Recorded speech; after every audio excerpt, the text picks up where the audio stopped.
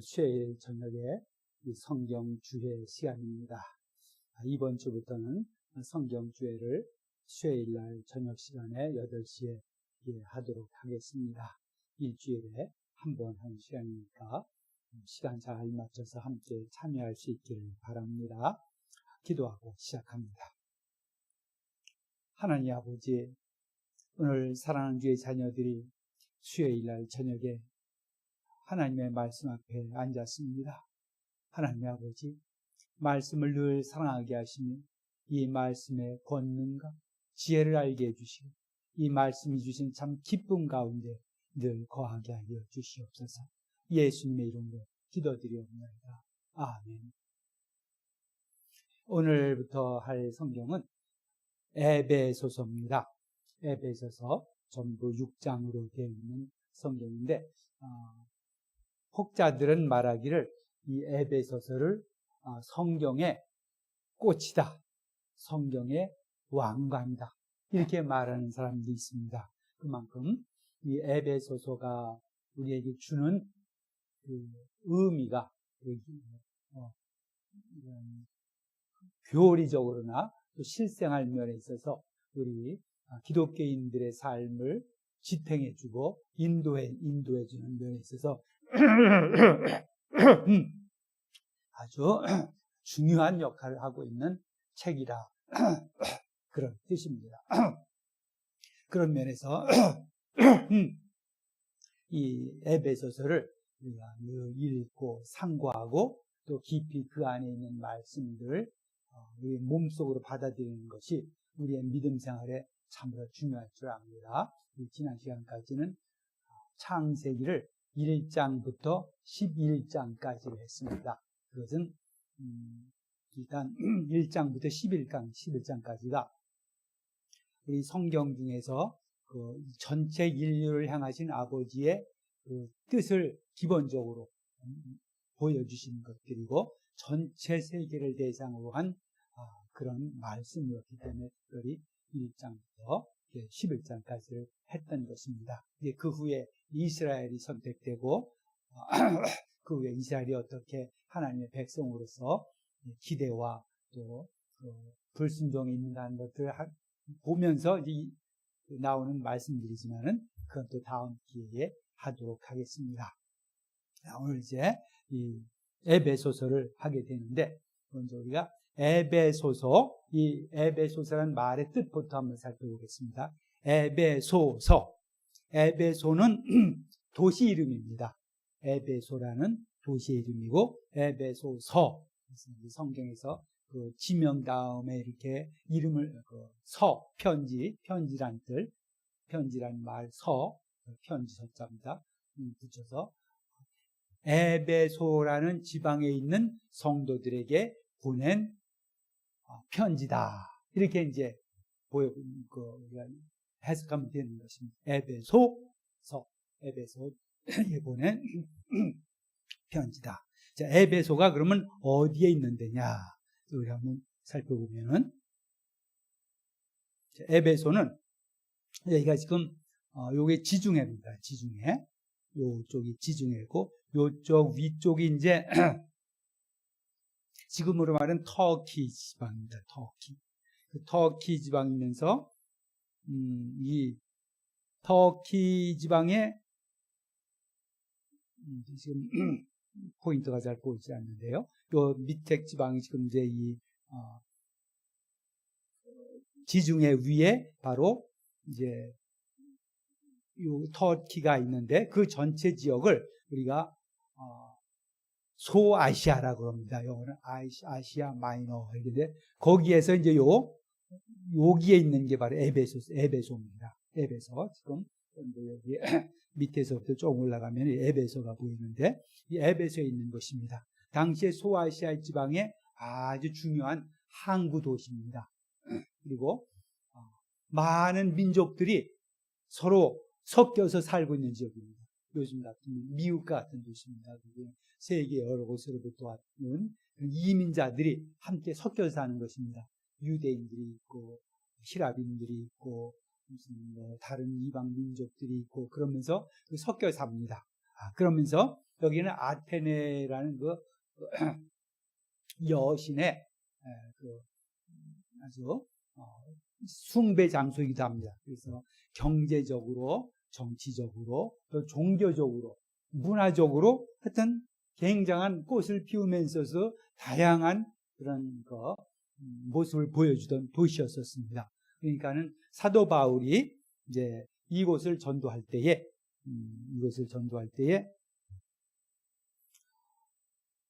특별히 관심을 가지고 보는 겁니다. 특별히 관심을 가지고 전도를 하는 것입니다.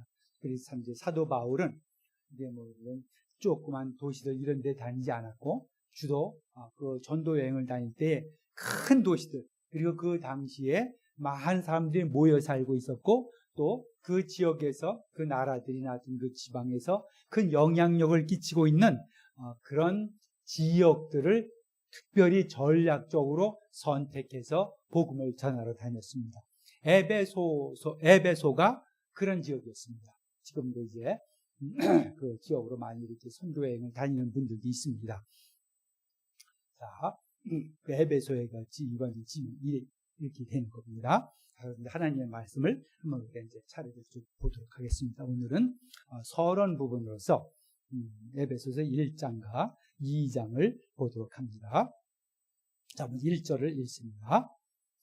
하나님의 뜻으로 말미암아 그리스도 예수의 사도된 바울은, 일단 좀 읽겠습니다. 하나님의 뜻으로 말미암아 그리스도 예수의 사도된 바울은 에베소에 있는 성도들과 그리스도 예수 안에 있는 신실한 자들에게 편지하노니, 하나님 우리 아버지와 주 예수 그리스도로부터 은혜와 평강이 너희에게 있을지어다.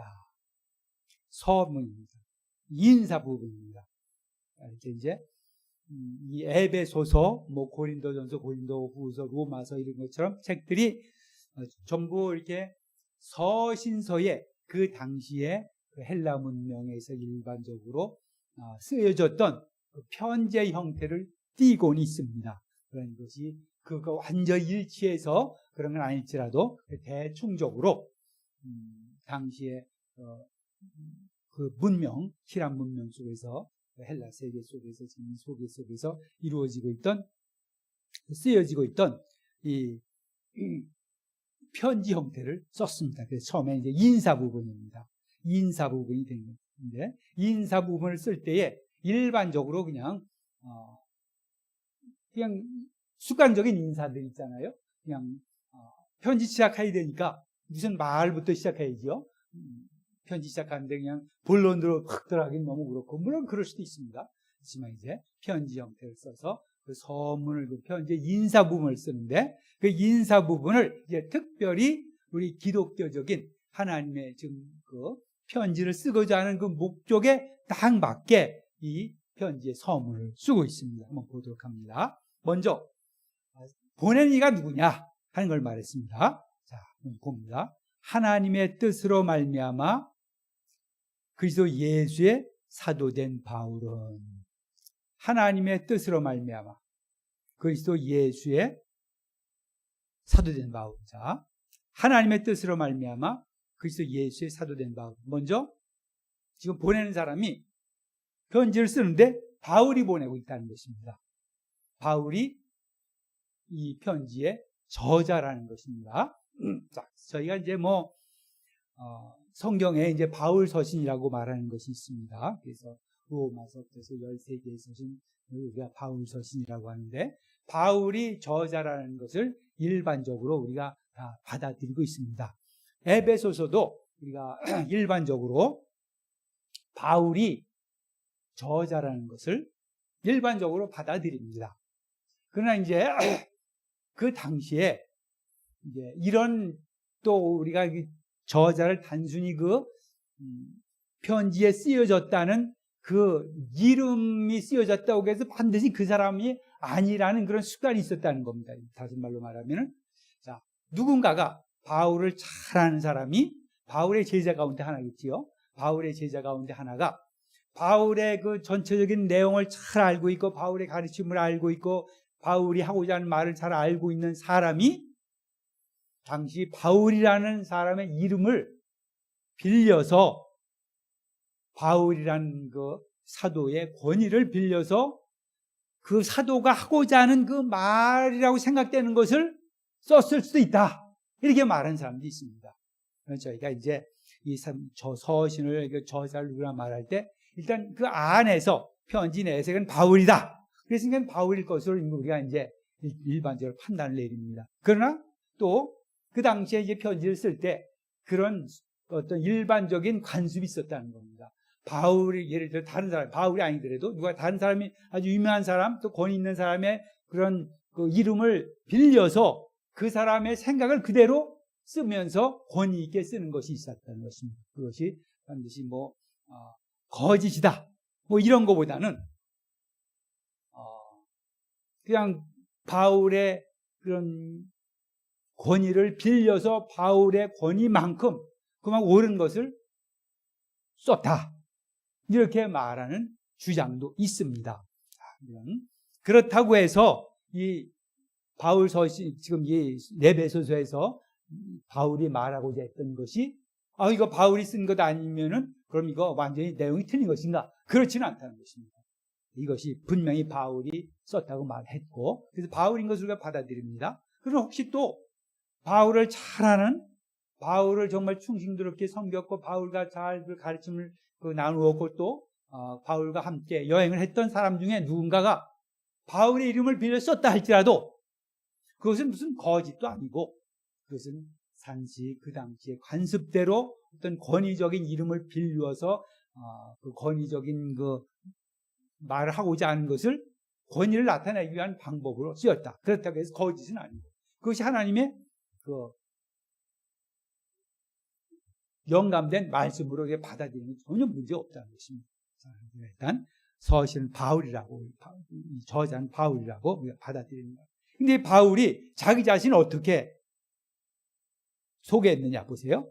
하나님의 뜻으로 말미암아 그리스도 예수의 사도 됐다. 바울이 사도가 된 것은 자기가 되고 싶어서 된 게 아니라는 것입니다. 나는 이제부터는 사도가 돼야지. 그런 것이 아니고 하나님이 계획이 있어서 하나님의 뜻으로 말미암아 너는 지금부터 이 길을 가라. 하나님의 뜻이 정해진 것에 순종을 해서 그것이 옳은, 그것이 좋은 길이든지 어려운 길이든지 힘든 길이든지 마다하지 않고 그 길을 갔다는 것입니다. 자, 여기에 중요한 것이 바로 하나님의 뜻으로 말미암아서. 그래서 실제로 사도 바울이 하나님의 뜻으로 말미암아 사도 바울이 됐는데 얼마나 많은 고통을 겪었는지, 이 사도라는 직분 때문에 또 복음을 증거한다는 이 사실 때문에 얼마나 많은 환난을 겪었는지 사도 본인도 그것을 다른 성경에 쓴 적이 있습니다. 그렇게 우리가 가는 길이 비록 내가 원하는 길이 아니었을지라도, 아니면 그 길이 장밋빛 길, 장밋꽃길이 아닐지라도, 가시밭길일지라도 하나님이 계획이 있어서 하나님이 나를 쓰시고자 하는 목적이 있어서 나를 그렇게 인도하셨다면은 그걸 따르는 것이라는 겁니다. 그래서 하나님의 뜻으로 말미암아서 사도가 됐다. 자, 저희들도 이제 살아갑니다.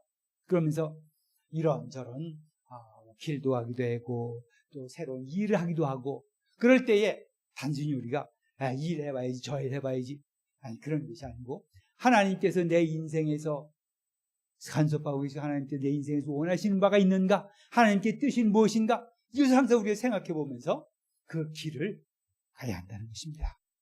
그리고 그리스도 예수의 사도가 됐다. 예수 그리스도의 사도가 됐다. 예수 그리스도를 전하는 자가 됐다는 것입니다. 사도가 돼서 오직 목적 하나는 예수 그리스도를 증거하는 것이다. 예수 그리스도의 사도다. 사도가 된 목적은 오직 예수 그리스도를 증거하는 것이다. 그 외의 목적은 아무것도 하는 것이 아니라는 것입니다. 무슨 사람들로부터 추앙을 받기 위해서도 아니요, 많은 사람들로부터 어떤 대접을 받기 위함도 아니요, 어떤 명예를 얻기 위함도 아니요, 아무것도 아니고 예수 그리스도의 예수의 이름을 증거하는 그 일만을 위해서 사도가 됐다. 그래서 사도 바울은 평생 동안 그냥 이제 사도가 된 후에는 그냥 예수님을 전하다가 예수님 그냥 죽었습니다. 물론 저희가 여러 가지 직업이 있습니다. 다 각각의 직업이 있고 갈 길이 있습니다. 하나님께 정해놓은 길이 있습니다. 그러니까 하나님의 그 계획에 따라서 내가 순종해서 갑니다. 어떤 길을 가든지 하나님께서 맡긴 그 일을 충성되이 끝까지 잘 감당하는 모습이 그것이 성공이라는 것입니다. 사람들의 눈에 어떻게 보였든지, 사람들이 성공했다고 보든지 실패했다고 보든지, 사람들이 눈에는 저 제대로 못했어, 그렇게 보이더라도 자신이 복음을 증거하는 일에 지금 사도 바울처럼 그 일을 다 했다면 세상의 평가와 상관없이 그는 성공한 자입니다. 예수님께서 부르신 대로 예수님의 이름을 증거하기 위해서 끝까지 자기 자신의 길을 간 사람이라는 것입니다. 그래서 사도 바울은 이거 자기를 소개하는 바입니다. 하나님의 뜻으로 말미암아서 그리스도 예수의 사도가 됐다. 다른 거 내가 아무것도 안 하고 하나님께서 이 일을 위해서 부르셨으니까 이 일을 끝까지 하다가 간다. 이것이었습니다. 자, 그 다음에 이제 수신자가 누구냐? 이게 나옵니다. 에베소에 있는 성도들과 그리스도 예수 안에 있는 신실한 자들에게 편지하는 에베소에 있는 성도들. 먼저 에베소에 있는 성도들이라고 말했습니다. 그 다음에 그리스도 예수 안에 있는 신실한 자들. 그리스도 예수 안에 있는 신실한 자들. 자, 지금 이제 성도들 성소들이라고 써 있습니다. 성도들. 근데 이제 우리 이제 성경이라는 것은 사실은 지금 우리가 갖고 있는 이 한글 성경도 사본입니다. 말은 무슨 말이냐면 원본이 아니라는 거예요. 그리고 우리가 이제 그리스 원문으로 성경 읽는다, 뭐 공부한다, 그것도 원본이 아닙니다. 그냥 원문이지 원본이 아닙니다. 그 첫 번째로 성경이 쓰여진 말이 헬라어에 때문에 원문이라는 말 쓰는 거지. 우리가 쓰고 있는 뭐 어떤 성경이더라도 그건 다 사본입니다. 원본이 없어요. 자, 근데 이 많은 그 사본들 가운데에 요 에베소에 있는 요 말이 빠져 있습니다. 요 말이 빠져 있고 대신 그냥 성도들과 그리스도 안에 있는 신실한 자들에게 편지하는 이렇게 되어 있습니다. 지금도 우리는 뭐 에베소에 있는 성도들 주로 해서 우리는 그 에베소와 에베소 교회뿐만 아니라 에베소 주위에 있는 여러 도시들 또 그것뿐만이 아니고 여러 그 지역뿐만 아니라 나중에 이제 우리처럼 이렇게 예수 믿게 된 사람들까지 읽게 되는 그런 걸 충분히 염두에 둔 어떤 특별한 지역을 염두에 두지 않냐는 책이라 이렇게 많이 볼 수가 있는 것입니다. 그래서 에베소에 있는 성도들, 만약에 에베소라는 말이 없다면 성도들, 그리스도 안에 있는 신실한 자들. 자, 먼저 성도들이라는 말을 봅니다. 성도들. 자, 성도, 세인츠입니다. 세인츠. 거룩한 자들이라는 겁니다. 구별된 자들이라는 것입니다. 이것은 우리가 우리 캐톨릭에서 말하는 그런 성인, 그것과 구별되는 말입니다. 캐톨릭에서는 세인츠를 그냥 특별히 이렇게 시복을 받아서 교회가 성인으로 추대한 이런 사람을 성인이라는 특별한 이름을 붙입니다. 근데 성경은 그러지 않습니다. 성도들에게 말 썼지만은 실제로는 세인츠입니다. 성인들. 그냥 성도들이지만 그 다른 말로 표현하면 성인들입니다. 우리 예수 믿는 사람들은 성인입니다. 성도입니다. 그 말은 하나님께서 특별한 목적을 가지고 선택한 사람이라는 것입니다. 하나님과 관련된 사람들입니다. 다른 의미에서 성도가 아닙니다. 우리가 그냥 뭐 좋은 일을 많이 하는 사람들이라 이 세상에서 뭐 깨끗한 사람이 그래서의 성인이 아니라 하나님께서 특별한 목적이 있어서 우리를 선택해서 세웠기 때문에 그 성도입니다. 우리 구약의 이스라엘 백성들 거룩한 민족이라고 했습니다. 거룩한 나라의 백성. 거룩한 백성이요 제사장 같은 나라라고 했습니다. 왜 그러냐? 하나님이 계획해서 세웠기 때문에 그렇다는 것입니다. 우리들도 성도들입니다. 성인들입니다. 거룩한 나라의 거룩한 백성입니다. 그것은 하나님께서 특별히 세웠기 때문에 그렇습니다. 또 다른 한 면에 있어서는 예수 그리스도께서 우리를 대신해서 죽으셔서 우리가 이제 죄 없이 됐다는 것입니다. 의로운 자가 됐다는 것입니다. 그래서 성도들입니다.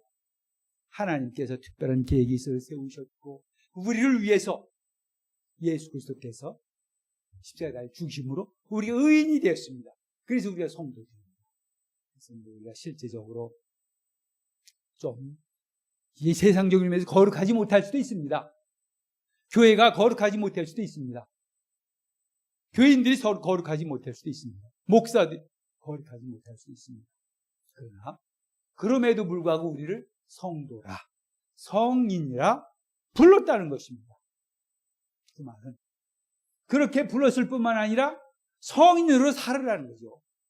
성인이다 이게 말할 뿐만 아니라 성인으로 살아라 이 두 가지가 포함되는 말씀입니다. 우리가 우리를 성도라고 불렀다는 것은 그렇다 성인이다 이것뿐만 아니라 성인으로 살아라 두 가지가 포함됩니다.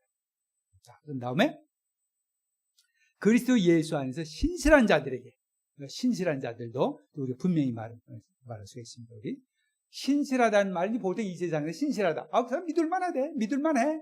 이런 뜻으로 신실한 말씀입니다. 믿을만하다.